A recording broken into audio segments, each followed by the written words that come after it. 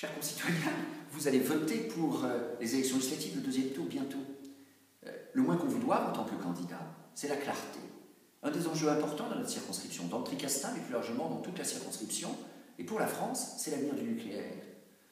Il faut que vous sachiez que mon concurrent a non pas un programme sur ce point, mais deux. Quand il est dans le Tricastin, ses documents vantent les mérites du nucléaire. C'est assez bien vu. Mais dès qu'il sort du Tricastin, ces documents ne parlent que de transition énergétique. Est-ce que décemment, on peut faire confiance à une candidature qui joue sur une telle ambiguïté? Et au-delà de la situation de notre circonscription, mesurer.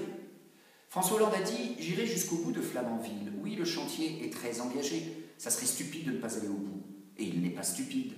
Mais peut-être n'a-t-on pas suffisamment souligné qu'il avait décidé d'abandonner Panly, le deuxième EPR. Alors si nous voulons être candidats pour un EPR ou pour un APMEA dans le Tricastin, est-ce que vous croyez vraiment que c'est toujours à l'ordre du jour? Sans doute, telle ou telle municipalité a débloqué miraculeusement à l'approche de l'élection la négociation sur le foncier, mais la réalité de la volonté politique du gouvernement du Parti socialiste, au-delà de Flamanville, Panly, l'abandon, toujours cet accord qui lie le Parti socialiste et les Verts pour la fermeture de plus d'une quarantaine de réacteurs. Évidemment que le Tricastin, une tranche, deux tranches seraient concernées.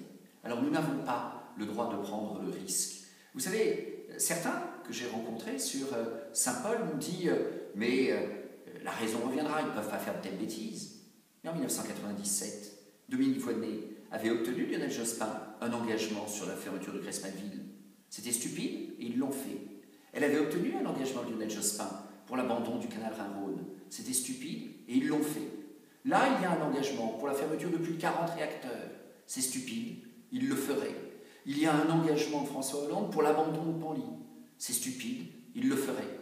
Alors, si demain, le Parti socialiste a sans contrôle le pouvoir en France, ça veut dire la fermeture de réacteurs dans le Tricastin, ça veut dire l'abandon de tout projet de réacteur nouveau, ce serait une catastrophe pour l'emploi dans notre région, ça serait une catastrophe pour les recettes des collectivités locales dans la totalité du département de la Drôme, ça serait une catastrophe pour l'emploi, ça serait une catastrophe pour le pouvoir d'achat. Alors s'il vous plaît, évitez cela, accordez-moi votre confiance.